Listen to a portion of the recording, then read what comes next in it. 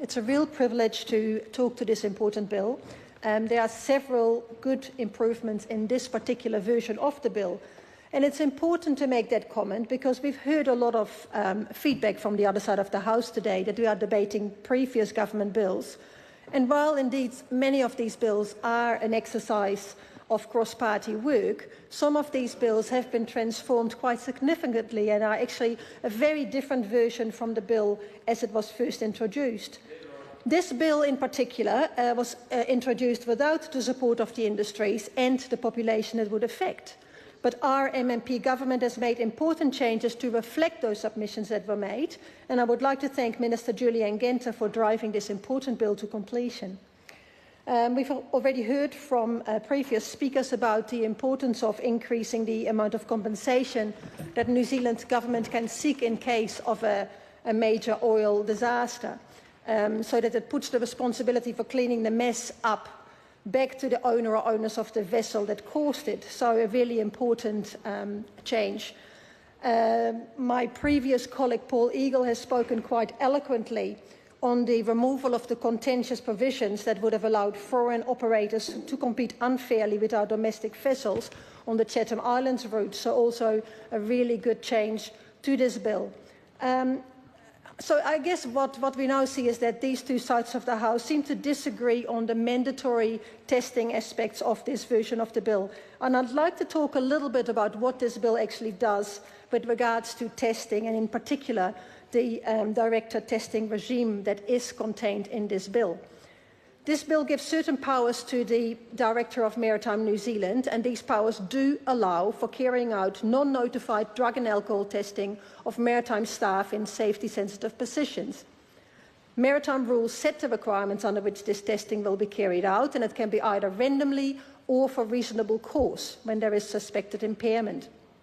Also, in many instances, operators may already have non-mandatory drug and alcohol testing in place through their in-house scheme. Therefore, in this version of the bill, the amendments that would have provided for mandatory drug and alcohol tests have rightly been removed. And I believe that is a good thing for several reasons. As stated by many submitters during select committee stages, a compulsory scheme is difficult to comply with and very costly for many of the small operators that make up the maritime sector. But added to that, a very important point that hasn't really been made yet is that with compulsory testing comes division in the workplace. And when you have division between an employer and employees, that is very likely to result in a decline in work culture and a decline in engagement, which can have real negative impact. And I'm not only talking about productivity, I'm talking about a decline of culture that actually hinders safety. So these amendments for compulsory testing were really counterproductive. 25 submitters commented on this bill, and 18 submitters actually said that alcohol and drug testing provisions were unnecessary. They said that impairment was already addressed by health and safety at work, and as well as maritime safety system requirements. Now, I'm a little bit disappointed with some of the comments that have been made on our working people in New Zealand. I've heard comments like rotten apples.